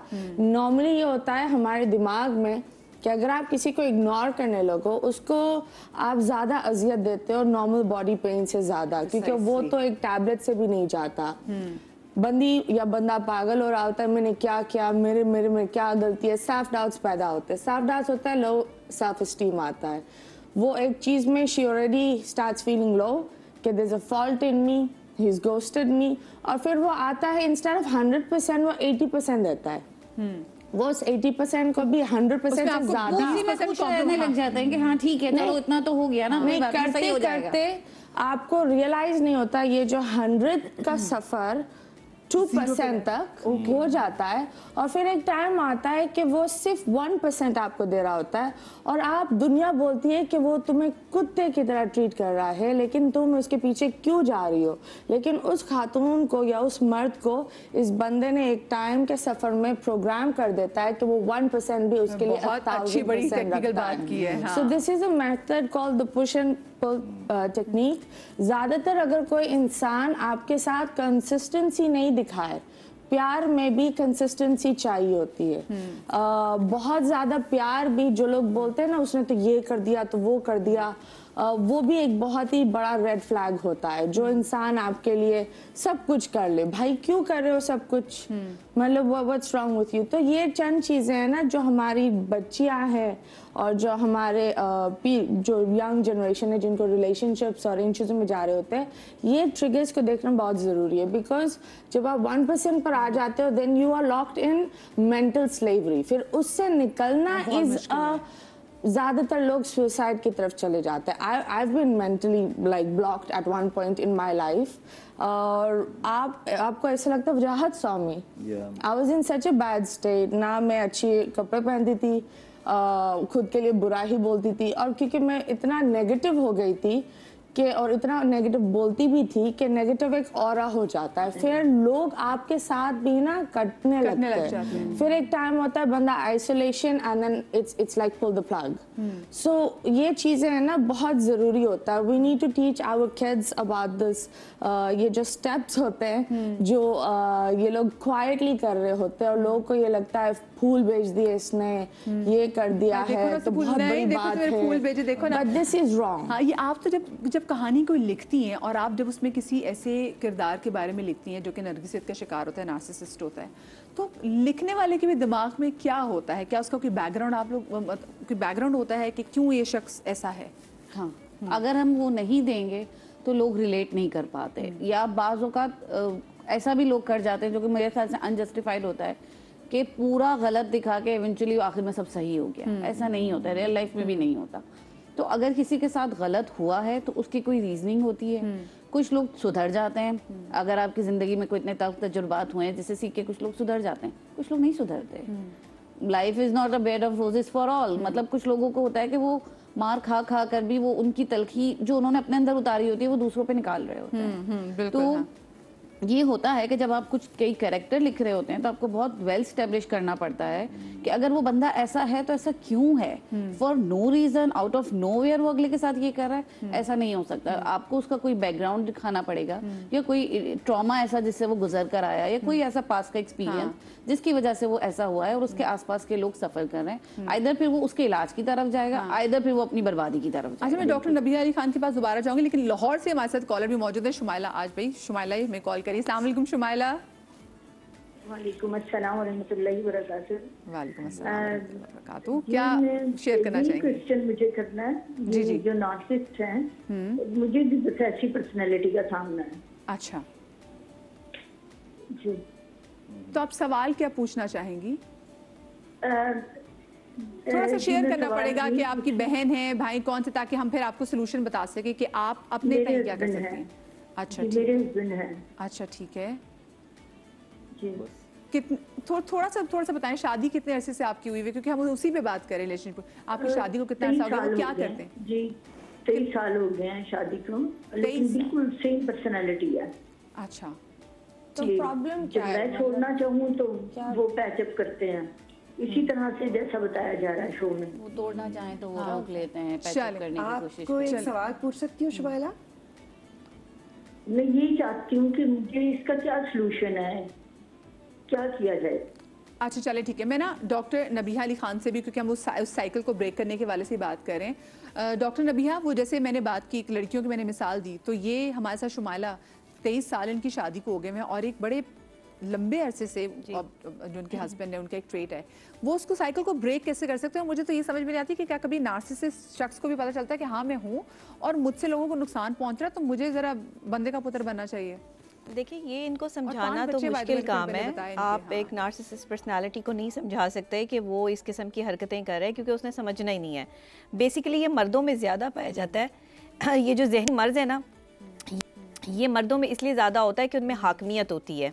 शुरू से ही जो उनको ग्रो किया जाता है ना, वो ये किया जाता है कि आप एक जो है वो प्रॉपर तरीके से एक ऐसी पर्सनैलिटी हैं जो दूसरे पर अपना रौब रख सकते हैं, हाकमियत रख सकते हैं। तो वहाँ आकर जो है वो ये दिमागी तौर पर आपको जो है वो ये जहनी बीमारी लाहक हो जाती है। या ऐसी ख़वातीन जो मर्दों की तरह ज़िंदगी गुजारती हैं और मर्दों की तरह जो है वो अपने घर को सर्वाइव कर रही होती हैं, चीज़ें देख रही होती हैं, अक्सर औक़ात उनमें भी ये मर्ज़ जो है वो पाया जाता है। ये हाकमियत का मर्ज़ है, बेसिकली पर्सनैलिटी डिसऑर्डर है। अच्छा, ये सूरत हाल ये है कि अगर ऐसा शख्स आपकी लाइफ में है तो आप उसे ट्रीट कैसे करें? पहली बात तो ये कि इनकी ज़िंदगी में सिर्फ 3 ही लोग इंपॉर्टेंट होते हैं, इसके अलावा ये किसी को इंपॉर्टेंस नहीं देते। एक वो जो इनको फ़ायदा दे सकता है, एक वो जो मर गया, चाहे इनका दोस्त है, चाहे कोई रिश्तेदार है, कुछ भी है, वो उसकी बातें करेंगे, उसकी तारीफ़ें करेंगे, उसके बारे में जो है वो चीज़ें कहते रहेंगे। बेशक उसकी ज़िंदगी में इन्होंने उसको कितना ही तंग क्यों ना किया हो, लेकिन उसकी तारीफ़ करेंगे। तीसरी ख़ास बात, एक वो शख्स जिससे इनका कभी वास्ता ही ना पड़ा हो, जो शख्स इनकी लाइफ में कभी आया ही ना हो और दूर दूर से जो है वो बस इनकी तारीफ़ करता हो। ये 3 इन लोगों को जो है वो इंपॉर्टेंस देते हैं। अदरवाइज़ जो इनके सबसे ज़्यादा करीब होते हैं ना, या ये देखते हैं कि कोई शख्स ऐसा है कि बहुत ज़्यादा नहीं बोल सकता, इसमें कैपेसिटी नहीं है बोलने की, और सुपीरियर अपने आप को जो है साबित करते हैं, या कोई बहुत अच्छा है, खूबसूरत है, किसी में कोई भी अच्छी चीज़ है, उसको जो है वो ये दबाने की कोशिश करते हैं। बेसिकली ये टारगेटर होते हैं, ये टारगेट करते हैं। इनका टारगेट होते हैं वो लोग जो इनके बहुत करीब होते हैं। ये हर किसी के साथ ऐसा एटीट्यूड नहीं रखते, ये बाहर के लोगों के सामने बहुत अपने आप को जो है वो best of the best present करते हैं और अपने बहुत ही पर्सनल रिश्ते के साथ ऐसा सलूक करते हैं कि जिसमें जानवरों से भी बदतर सलूक किया जाता है। मेंटली टॉर्चर ज़्यादा करते हैं। फिज़िकली तो बहुत कम लोग जो है वो इसमें हाथ उठाते हैं कि हमारी जो है वो असलियत लोगों के सामने आ जाएगी, या लोग समझ जाएंगे कि हम कोई जहनी मरीज़ हैं या हमें कोई जहनी प्रॉब्लम है। ये लोग मेंटली टॉर्चर, अल्फाजों का टॉर्चर करते हैं। जी बिल्कुल, अल्फाजों का टॉर्चर जो है वो इनका बहुत ज़्यादा होता है। मेकअप रूम में भी बात कर रहे थे, हाँ। टॉक्सिक और नार्सिसिस्ट में कैसे डिफरेंशिएट करेंगे, तो वो यही होता है कि टॉक्सिक पर्सन है तो आपको मालूम है, सबके सामने है, everyone knows this person is bitter, इससे बात नहीं करना, दूर रहना है। बट नार्सिसिस्ट के बारे में बताना बहुत मुश्किल काम है कि अगर आप कहेंगे तो वो आपके साथ तो है, वो अगले के साथ नहीं है। अच्छा, ये लोग अपनी तारीफ करते हैं ना, अपनी बात करते हैं, अपनी गुफ्तगू को अहमियत देते हैं, ये दूसरे की गुफ्तगू को अहमियत नहीं देते। देखिए, एक बावकार शख्स जो होता है ना, जब वो किसी महफिल में बैठता है तो वो अपनी बात नहीं करता, लोग उसकी तारीफ कर रहे होते हैं। लेकिन इनकी एक खासियत होती है, आप इन्हें बहुत आसानी से किसी भी महफिल में पहचान सकते हैं। वो शख्स जो आगे बढ़ चढ़ के सिर्फ अपनी ज़ात की बात कर रहा हो और जहाँ किसी दूसरे की तारीफ हो और उसको रोक के अपनी बात को इंक्लूड करे, ये एक नार्सिसिज्म का शिकार है, नार्सिसिस्ट पर्सनैलिटी है, एक खुद परस्त आदमी है जो नहीं चाहता कि कोई दूसरा जो है वो इंपॉर्टेंस ले। ऐसा ही शख्स आपका शौहर भी हो सकता है, आपकी बीवी भी हो सकती है। आपकी ज़ात को डिनाई करने वाला ये आदमी, आप इसे साइकोथेरेपी से भी ठीक करना चाहें, मैं एज अ माहिर नफ्सियात ऑन एंड ऑन आपके लाइव प्रोग्राम में ये चैलेंज करती हूँ कि इस नार्सिसिज्म को ठीक करने के लिए आज तक ऐसा कोई जो है वो चीज़ नहीं आई जिससे आप इसको ठीक कर सके। आप इसमें कुछ % कम ज़रूर कर सकते हैं, कुछ आगे पीछे ज़रूर कर सकते हैं, लेकिन एक नार्सिसिस्ट पर्सनैलिटी को आप अगर दोबारा रिपेयर करके बहुत अच्छा सा बना दें, ये पॉसिबल नहीं है। चाहे कितनी ही नफ्सियात ने तरक्की कर ली है, साइंस ने तरक्की कर ली है, इन्होंने खुद ठीक होना नहीं है। और आप इन्हें ठीक करने के लिए सिर्फ साइकोथेरेपी ही यूज़ कर सकते हैं। अच्छा, आप इनके साथ रहने के लिए एक और मदीहा, मैं सिर्फ यहाँ छोटी सी बात करना चाहूँगी बीवियों के लिए कि अगर आपके शौहर ऐसे हैं और आप उनके साथ रहना चाहती हैं तो फिर आपको उनकी तारीफ़ करनी पड़ेगी। आप जितनी ज़्यादा इनकी तारीफ़ करेंगी ये उतना ज़्यादा आपको अच्छा समझेंगे। आप जितना इनको फ़ायदा देंगी उतना ज़्यादा ये आपके लिए जो है वो फ़ायदेमंद साबित होंगे। अदरवाइज़ कोई ऐसी स्ट्रैटेजी या रेमेडी नहीं है जिससे आप इनके साथ ज़िंदगी गुजार सकें। इनकी किसी भी बात में कीड़ा निकालेंगी तो ये आप में उससे 100 गुना ज़्यादा कीड़े निकालेंगे। ओके, ठीक है, ये फिर एक तरह से हो गया कि आपने टेक्निक समझ लिया कि अच्छा इनको डील कैसे करना है। This is not healthy ना, you cannot sacrifice yourself and always make someone the right thing। पता है क्या होता है, करना पड़ेगा, नहीं तो आप ऐसे लोगों के साथ नहीं जी सकते। ऑफ कोर्स मैं आऊंगी क्योंकि मैं हिना बेचारी चुप का रोजा रख के बैठी हुई है, तो बेचारी सबको मौका मिल जाए। हिना हम सब नार्सिसिस्ट लग रहे हो। हिना बाकी हिना के नार्सिसिस्ट पे बातें कर रहे हैं, मुझे बोलने नहीं दे रहे। हिना, हम आप बाउंड्री के हवाले से बात करें, how can we set the boundary अगर हम चाहें तो। जैसे बात करी थी ना, ये तो उन्होंने दिखाया कि अगर आपकी मजबूरी है और आपको रहना ही, आपकी ज़िंदगी गुजारनी उनके साथ, तो फिर उन्होंने अच्छा तरीका बताया कि फिर आप उसकी तारीफ करें, मतलब दिमाग में समझ लें कि हाँ ये ऐसा है। मुझे ऐसा नहीं लगता कि आज का जो दौर जा रहा है जिसमें सभी काम कर रहे हैं, सभी अपने आप को सपोर्ट कर रहे हैं, उनके लिए कोई भी चीज़ मजबूरी है। Everybody has a choice. Not everybody has a choice नहीं ना, मैं यहाँ पे क्योंकि हम देखिए हम लोग शायद काम कर रहे हैं और कुछ वो ख़वातीन मुझे लगता है जो घर में बैठी हैं नहीं उनके पास चॉइस। यहाँ पे बहुत बड़ा मसला है हमारे माशरे का भी कि जितने ज़्यादा हमारा रिलीजन हमें देता है ना लिबर्टी, उतना ही ज़्यादा उस चीज़ को सप्रेस कर दिया गया है। ये फील करा के कि नहीं जी औरतें ये इनका राइट, ये बोल कैसे रही है। आई मीन क्या औरत जानवर है? इक्वल राइट्स वो नहीं होते कि आप सिर्फ एक मार्च निकालें और उसके ऊपर बेहंगम किस्म के जो है ना वो चीज़ों के लिए आप राइट्स मांगे। राइट्स जो जेन्युइन राइट्स हैं आपके, आप इंसान हैं, आपकी भी एक सोच होगी। ये तो नहीं है ना कि अगर उन्होंने, क्योंकि ज़ाहिर है मैनिपुलेट एक सिचुएशन को किया जाता है यहाँ के, अच्छा है ज़्यादा इसको जितना इनसिक्योर रखेंगे उतना ज़्यादा डरी रहेगी हमसे, तो उसको डरा के क्यों रखना है। मैंने देखा है जितना ज़्यादा एक घर अच्छा तभी फलता फूलता है जब आप अपनी माँ को, अपनी बहन को, अपनी बेटी को, अपनी बीवी, सबको इक्वल इज्जत देते हैं। उनमें इनसिक्योरिटीज़ आप खुद डेवलप करा देते हैं। बेटा है, अगर माँ उसकी ज़्यादा कुछ बोल रही है बीवी को, तो वो बीवी को कहेगा नहीं जी मेरी माँ बिल्कुल सही है। बीवी ज़्यादा बाज़ जगह पे वो उसको हावी कर देगा। ये बैलेंस क्रिएट करना एक आदमी का काम है और सबसे पहले आदमी उस चीज़ से भाग रहा है। अच्छा, आपने जैसे बात करी चॉइस की, मेरे तो ज़हन में एकदम आया, हमारे घर जो हाउस हेल्प होती है वो अपने घर में वाहिद होती है जो कि कमा रही होती है, वो काम भी कर रही होती है, वो अपने मियाँ से कुट भी खा रही होती है, उसका मियाँ नशे कर रहा होता है, उसकी कमाई उड़ा रहा होता है और रात को आपको चाय के ढाबे में बैठा हुआ गप्पे मारते हुए दिखाई दे देता है। उस औरत के पास जो कि खुद कफील है, मतलब खुद कमा रही है, बच्चे खुद पाल रही है, उसके पास भी समहाउ वो ऑप्शन नहीं होती कि वो उससे निकल जाए, क्योंकि वो सोसाइटी का somehow pressure. I am sorry, आप बजा फरमा रही हैं, ऐसा है, लेकिन जब मर्दों में जाके आप काम कर रही हैं, किसी भी मर्द से साहब आज ये मसला हो गया मुझे फेवर दे दे, तो फिर आप एक लाश को पाल किस लिए रहे। आप क्या भाई निकलो मेरे घर से, बदमाशी दिखाए, कुछ करे, कानून भी है, आप मदद मांगे। टाइम जरूर जाया होता है, लोग टाइम से पता नहीं क्यों भागते कि नहीं नहीं नहीं केस पे नहीं लेकर जाना, एक चीज को ये नहीं करना, वक्त जाया होगा, लोग क्या कहेंगे।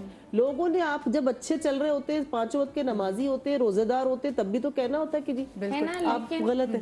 अभी जैसे आप सब ने आवाज सुनी थी, शुमाइला थी ना, आपने देखा उसने ना अपने शौहर की बुराई करी, ना उसने कुछ बोला, लेकिन did you see the fear in her voice, she had a lot of fear. तो आई थिंक वो जो साइकिल होती है ना, वो नार्सिसिस्ट और कुछ मर्द इतना फियर डाल देते हैं औरत के अंदर, तो लोग बोलते हैं कि मैं छोड़ूंगी, तो लोग बोलते हैं कुछ नहीं होगा, लेकिन उसको लगता है नहीं नहीं जिंदगी खत्म हो जाएगी।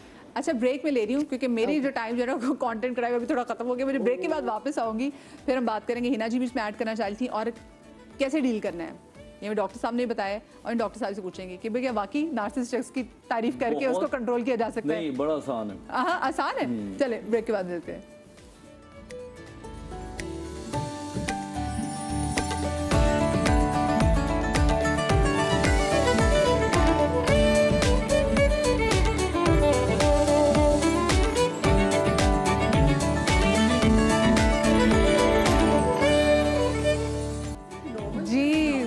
Back after the break. और हम ज़रा अब डॉक्टर वजाज से मेरा सवाल था, मैं उस पर आ रही हूँ और मैं अब चाहूँगी क्योंकि अब हमारा आखिरी सेगमेंट है, सो मैं हमारे मास्टर से 6 गेस्ट हैं, 6 से 6 हम सोल्यूशन लेना चाहेंगे कि उनके नज़दीक सोल्यूशन क्या हो सकता है और कोपिंग मैकेनिज्म लोगों को क्या अपनाना चाहिए उनकी अपनी राय में।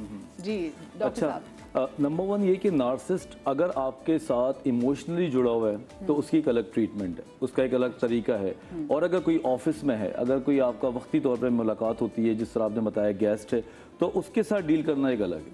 अगर आपका वक्ती 2-4 घंटे का नार्सिसिज्म मुलाकात है तो आप अपने आप को सिर्फ डिटैच कर लें, इमोशनली डिटैच कर लें, आप अपने आप से बात करें, डीप ब्रीदिंग, बिल्कुल आप अपने आप से बात करें कि फॉर अ वाइल मैंने बांगड़ू से 2-3 घंटे बैठना है, मेरा कोई कनेक्शन नहीं है, मैंने क्या इससे मुंह लगना है कोने पे, जिस तरह हिना ने कहा था, साइड पकड़ ले और वहां से अपने आप को निकले। इससे बेहतर अपने आप को सेव करने का और तरीका नहीं है कि आप एयरपोर्ट लगा के बैठ जाए। ठीक है, ठीक। अब आते हैं दूसरे टाइप पे, जब आप रह रहे होते हैं लोगों के साथ, जहाँ पे इमोशंस कनेक्ट होते हैं, वहाँ पे हमारी अकल घास चढ़ने चली जाती है, वहाँ पे हमारे जो अकल है वो इमोशंस के हाथों बर्बाद हो जाती है। तो होता है पगले, बिल्कुल, वो सारे ड्रोन हमले, गलत वाले के सारे ड्रोन हमले जो है ना वो हमारी अकल पे पड़ जाते हैं। वहाँ पे आपको इनसिक्योरिटी डेवलप हो जाती है, फिर आपको वहाँ पे लोग आश्रय भी दे रहे होते हैं। आप हर किसी से कहानी ना सुनाएं, ये सबसे खतरनाक है। नार्सिसिस्ट जो हम कहते फिरते ना कि मेरा बंदा नार्सिसिस्ट है, मेरी बंदी नार्सिसिस्ट है, फिर आप वो मशवरे ले रहे होते हैं, वो आपको बड़ा शेकी कर देते हैं कि मैं करूं या क्या ना करूं। नंबर 1 ये कि नार्सिसिस्ट आदमी की मेकिंग पावर आपसे ले लेता है। जी, मैं आपको 3 पॉइंट्स बताता हूं। नंबर 1 ये कि कभी भी नार्सिसिस्ट आदमी की कहानियां ना सुने, वो बहुत बेहतरीन मैनिपुलेट करता है। अगर आप उसको 3 मिनट दे देना, वो आपको दोबारा से काबू कर लेगा, प्रोमिसेस भी ले लेगा, आगे की प्लानिंग भी कर लेगा और प्यार पुचकार के वो अपने आपको घेर भी लेगा, कॉफी भी पिला देगा आपको।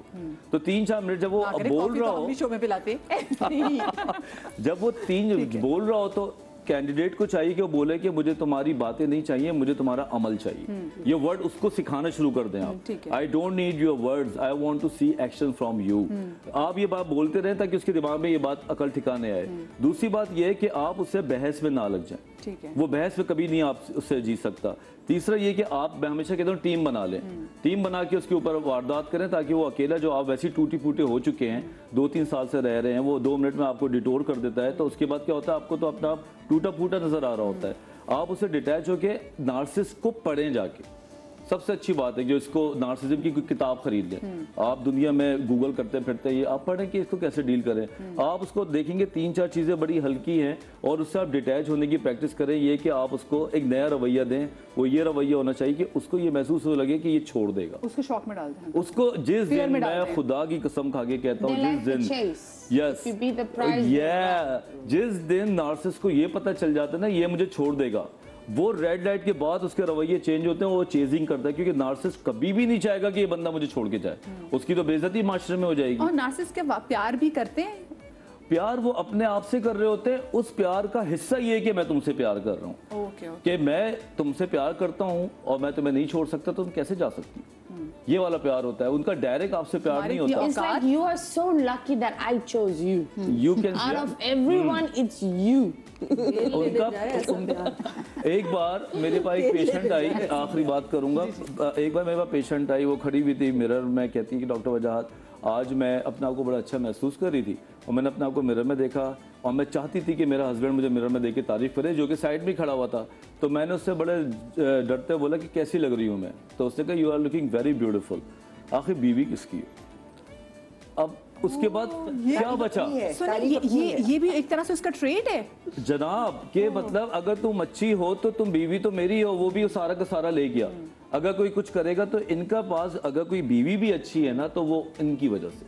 तो हमारे बेगमात को या हमारे जो ऐसे लोग हैं जो इमोशनली कनेक्टेड हैं नार्सिसिस्ट से, वो ये देखेंगे सबसे पहले इससे कुछ अरसे के लिए दूर हो जाए। समझे, एक बार डिटैच कर लिया। ये देखें आप, कोई ऐसा घर नहीं है इनके पास जहाँ जा सकते। जैसे हमारी खातून जो कॉलर थी और जितना डर के वो कॉल कर रही थी, ठीक है, उन्होंने पीछे तो बताया कि मेरे 5 बच्चे हैं, 23 साल हैं उनके, मियाँ वो कह रही सारी ये ट्रेट्स हैं। वो अपने आप को उनसे दूर कैसे कर सकती हैं? वो खामोश हो जाएं या फिर उनको रिएक्शन देना छोड़ दें, क्या करें? मेरा ख्याल से हर आदमी सही नहीं हो सकता, हम पेशेंट भी सबको तो नहीं बचा सकते ना।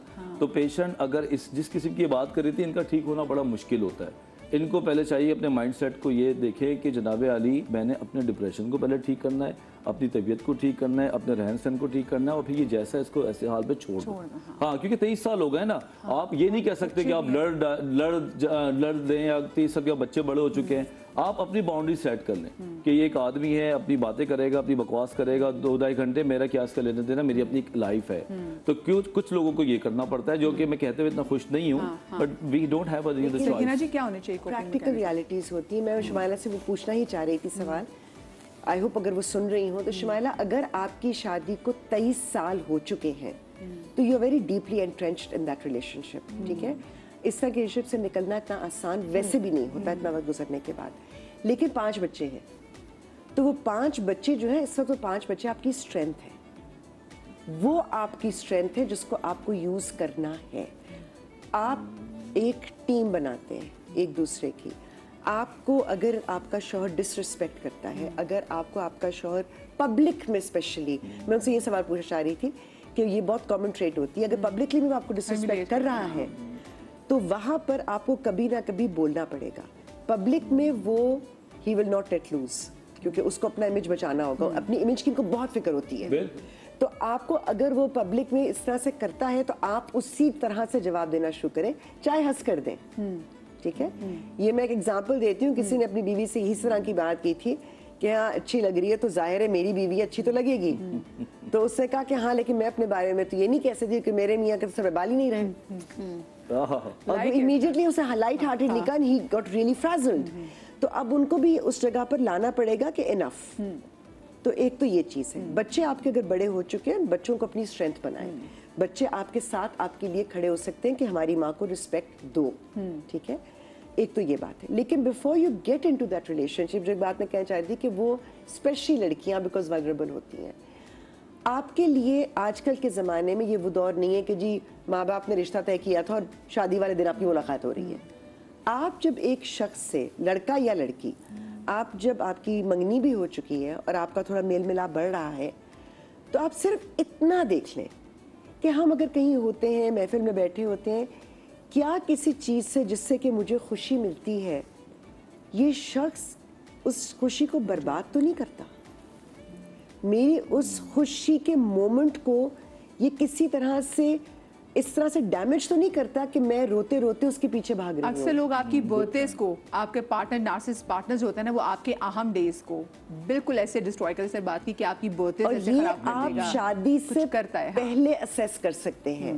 अगर आप उस शख्स की कंपनी में सारा वक्त घबराए हुए रहते हैं, अगर आप उसकी कंपनी में सारा वक्त ये महसूस करते हैं कि मुझे इसको खुश करना है, ये ना नाराज हो जाए, हाँ ये नाराज ना हो जाए, हाँ ये ना कुछ ना कहना, ये नाराज हो जाएगा, इसका मतलब है उसमें वो नार्सिसिस्टिक ट्रेट्स हैं। ये आपके लिए बहुत बड़ा रेड फ्लैग है। उस रिलेशनशिप से पीछे हट जाओ। अगर रिलेशनशिप आपके पीछे आएगा, और अगर शुरू हो गया रिलेशनशिप, और अगर शुरू हो गया है, तो अगर शादी के शुरू के दिनों में है तो उसको पहचान कर स्टैंड लें। अगर वो फिक्स होने वाला हुआ तो शुरू में ही हो जाएगा। गुरबा कुश्तन रोज़े अव्वल। आप है ना कैसे करेंगे? मैं कहती हूँ कि आपको क्यों कहते हैं कि बैलेंस दुनिया में ज़रूरी है। अगर किसी भी रिश्ते में बैलेंस नहीं है ना, वो बैलेंस बाज़ दफ़ा खुद भी क्रिएट करना पड़ता है, और कुछ लोगों में अंडरस्टैंडिंग होती, कुछ में नहीं होती। जिनमें नहीं है उनको थोड़ा सा समझा दें अपने एटीट्यूड से। हर वक्त आप पीपल प्लीजिंग नहीं कर सकते। वो कहते हैं ना, आप हर किसी को खुश नहीं कर सकते, आप बिरयानी थोड़ी। तो आप जो है ना, यू शुड नो, हाँ वही ना, तो you should know where to say. इसमें आलू नहीं था, हाँ ऐसे भी है। वही ना, आपको पता होना चाहिए कि मैंने किस चीज़ के लिए अग्री करना है, किस चीज़ के लिए डिसएग्री करना है।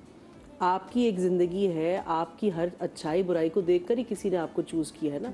कुछ रिश्ते ऐसे हैं जो हमें अल्लाह की तरफ से मिले, कुछ वो है जो हम दुनिया में चूज़ करते हैं। बिल्कुल, जहाँ आपको लगता है कि नहीं यहाँ बिल्कुल एक क्लैश ऑफ ओपिनियंस है, वहाँ तो फिर आप रह ही नहीं सकते उस माहौल में। गुठन होते आप खामोश हो जाते हैं, आप यू बैक ऑफ, आप you just take a step back और then lead your own life. फिर चीज़ें ठीक होती हैं। ये धूप छाँव की तरह, भाई बहनों वाले रिश्ते धूप छाँव है।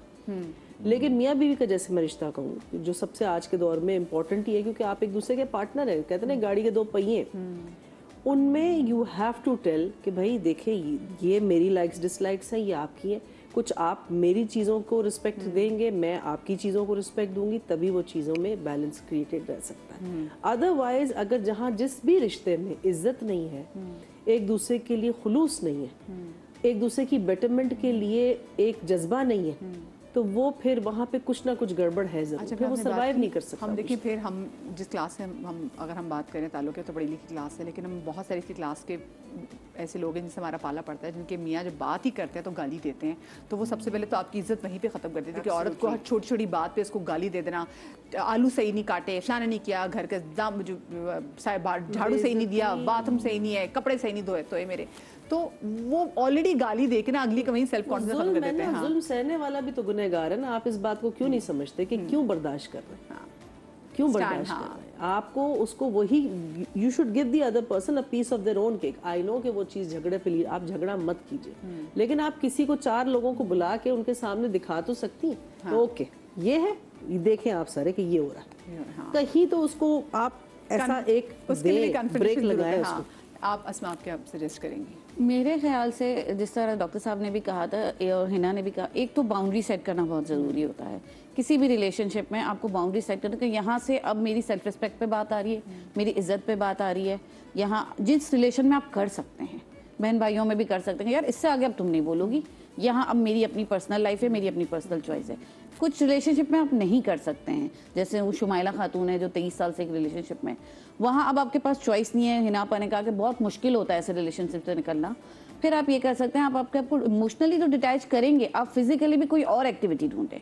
आपके बच्चे हैं ना, वो आपकी स्ट्रेंथ है। शुरू में तकलीफ होगी, शुरू में तकलीफ होगी, आप उस बंदे से सिर्फ मेंटली डिटैच नहीं होंगे, आप उसको नॉन एग्जिस्टेंट बना दें। जैसे आप है एग्जिस्ट नहीं करता, जैसे एग्जिस्ट नहीं करता, और उसके लिए आपको अपना कहीं मसरूफ होना बहुत जरूरी है।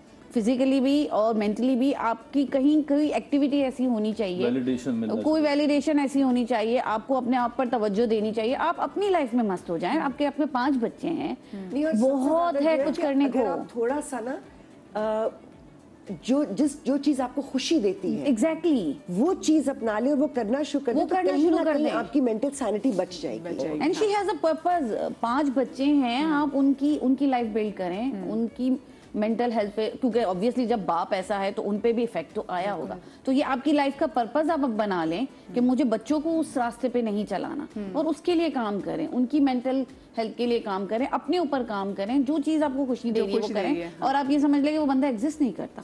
कभी थोड़ी सी तकलीफ होगी जब वो कोई चुटकुला छोड़ेगा या कोई चीज करेगा, क्योंकि मोहब्बत तो आपको है ना उस शख्स से। और थोड़ा सा बात आप ही को एंड कर दूं आपकी बात पे कि जिस दिन आप इस लेवल पे आ जाएंगे ना, वो देखना वो सही हो जाएगा, वापस आ जाएगा, बंदे का पुत्र बन जाएगा।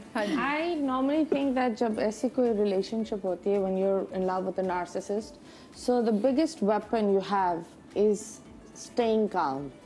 अगर वो कुछ भी करे, हर एक के कंट्रोल and नहीं, but if you just look at that person with actually nothing, चाहे वो लव बॉम्ब करे, आपको ये पता होना चाहिए अगर ये पाँव पड़ रहा है तो ये इसका प्यार नहीं है, ये अभी इसकी जरूरत है। और अगर ये गुस्सा हो रहा है, वो भी इसका गुस्सा भी नहीं है, वो भी इसकी अपनी ही जरूरत है। If you start looking at them plainly, ना, what happens is they become scared of you. When a narcissist becomes scared, it's like an inflated balloon. इतना बड़ा दिखता है, but once you just put a small pin, it just shrinks and then you see the trauma child. That's when you can pick up on. फिर वो आपकी तरफ आता है in 2 things. Either वो भाग जाएगा, या either वो आखिरी बोलेगा कि देखो let's fix it. मेरे अंदर ये इश्यूज है। So if you see, अगर आपको लग रहा है आपका पार्टनर कोई ऐसी ट्रीटमेंट कर रहा है, it's what you call a mirror effect. तो अगर कोई आपकी तरफ वो कर रहा है, वही ट्रीटमेंट दो, लेकिन आप ये याद रखो that this has nothing to do, this is just like जैसे हम घर का काम कर रहे होते हैं ना, उसी तरह का। And regarding Shumaila, I think Shumaila is gone very deep. वो बहुत ही एक बियॉन्ड रिपेयर वाला एक फेज भी होता है जो बहुत डेंजरस है। सो उस जोन में चली गई, और मुझे ये भी डर लग रहा है कि 5 बच्चे जो होते हैं ना, वो उनमें से कहीं कुछ नार्सिसिस्ट भी बन गए और कुछ एक विक्टिम भी बन गए। They'll think जब कोई ऐसा कर रहा है, they'll actually think it's very much normal, or they'll attract people like this, like their father or their mother. So ये बड़ी दुख की बात है। हमें हमारे बच्चों को, especially our teenage kids and all of that, हमें ये चीज़ें सिखानी चाहिए। अगर वो किसी से जल रहा है, उनको ये छोटी छोटी चीज़ें पॉइंट आउट करो। मेंटल सिक्योरिटी बहुत ज़रूरी होती है, चाहे आप एजुकेटेड हो या नॉन एजुकेटेड हो। So we should secure our kids mentally and physically, ये बहुत ज़रूरी है। ये बहुत ज़रूरी है। नबीहा, आप कैसे हम पता चल गया है ये बहन भाई हमारे इसके साथ मसला है, ये नार्सिसिस्ट है, मियाँ ऐसा है, जैसे भी खातून की भी कॉल आई थी। अब मैं बाबन का नाम लेना चाहती, हो सकता है क्योंकि कॉल वो भी डरी बात करी थी, लोगों को बहुत डर लगता है कि ये ना हो कि उसको फिर पता चल जाए मेरे मियाँ को और मेरी ज़िंदगी मज़ीद अजीरन बना दे। क्या सोल्यूशन हो सकता है, कोपिंग मैकेनिज्म क्या होना चाहिए? देखिए सलूशन एक ही है और दुनिया में बहुत सारी चीज़ों के बहुत सारे सलूशंस हैं। आपके सारे गेस्ट जो हैं वो उन्होंने अपना अपना सलूशन दिया और बहुत अच्छा बेहतर तौर पर जो है आज के टॉपिक को जो है वो डिफ़ाइन किया है सब लोगों ने अपने अपने तौर पे। मैं ये समझती हूँ कि नार्सिसिस्ट जो है वो सिर्फ दो ही तरीके से आपके काबू आ सकता है। एक, या तो आप उसको बिल्कुल अपनी ज़िंदगी से निकाल दें और उससे बिल्कुल कोई ताल्लुक़ ना रखें, उसे ये डर और खौफ डाल दें कि आप उसकी ज़िंदगी से कभी भी जा सकते हैं। और दूसरी ख़ास बात ये कि या अगर आपने उसके साथ रहना है तो फिर आपको उसको जो है वो रियलाइज़ करवाना होगा कि वो कुछ अच्छे काम भी करता है। आपको उससे बात करनी होगी, उसे उसकी गलतियों की निशानदही उसके दोस्तों के सामने करवानी होगी, लेकिन कुछ ऐसे अल्फाज के साथ कि जिससे उसे ये ना लगे कि आप उसकी तजलील कर रहे हैं। जब भी आप उसकी तजलील को जो है या आप उसे ये जाहिर करेंगे कि मुझे तुम्हारे अल्फाज से तकलीफ़ होती है या तुम्हारे इस बिहेवियर या एटीट्यूड से प्रॉब्लम होता है, तो वो आपकी बात नहीं मानेगा। आपको सिर्फ मैं एक शेर में 4 जुमलों में जो है 4 जो मिसरे है उसमें समझा देती हूँ कि जो ख़वातीन ऐसे मर्दों को झेल रही हैं या जो मर्द ऐसे ख़वातीन को झेल रहे हैं, वो सिर्फ एक ही चीज़ अपने जहन में जो है वो रख लें, और वो ये है कि मैं खुद गर्ज नहीं खुददार ज़रूर हूँ। मैं खुद गर्ज नहीं खुददार ज़रूर हूँ, लेकिन सोच किसी की बदलने की हकदार नहीं हूँ। लेकिन सोच किसी की बदलने की हकदार नहीं हूँ। जो जैसा भी चाहे समझे मुझे, जो जैसा भी चाहे समझे मुझे, मैं इनकी राय की जिम्मेदार नहीं हूँ। अगर आप किसी की राय के जिम्मेदार बन जाएंगे ना तो जी नहीं पाएंगे। आपके बारे में कोई कैसी राय रखता है या क्या करता है, अपने अमल का ना जो खुद को जिम्मेदार ठहराए, ये बेहतर है। लेकिन अगर कोई आपको आपकी इज्जत नफ्स को मजरू कर रहा है, एग्जैक्टली खामोशी से आप उसको ना वो साइलेंस वाला जो फायदा कोई नहीं है ना, आप थैंक यू सबका। आप लोग अपना बहुत सारा ख्याल रखिए। आबाद रहिए, अल्लाह पाक आपको औलाद के गम से महफूज रखे। अल्लाह हाफिज़।